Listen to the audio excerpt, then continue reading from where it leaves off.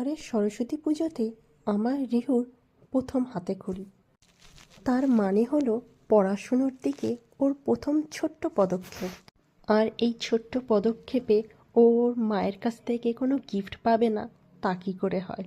ব্যাস বসে পড়লাম ওর জন্য একটা স্লেট ডেকোরেশন করতে।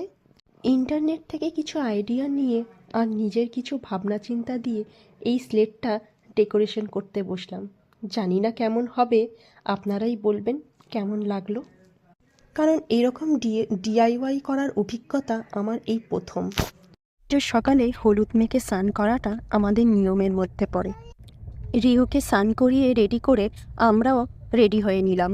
এরপর সবাই মিলে আমরা ছাদে চলে গেলাম। অ্যাকচুয়ালি সরস্বতী পুজোটা আমাদের ছাদেই হচ্ছে। আমরা ফ্ল্যাটে সবাই মিলে এই পুজোটা করি। গত 3 বছর ধরে আমরা করে আসছি। তবে এবছরে রিহুর ঠাম্মি, দাদু, দিদা সকলে উপস্থিত থাকায় এই আনন্দটা আরও দ্বিগুণ হয়ে উঠেছে। বলো বলো বলো। তারপর হচ্ছে ঠিক আছে, কাটা কাটার তো। হ্যাঁ বাবা, হ্যাঁ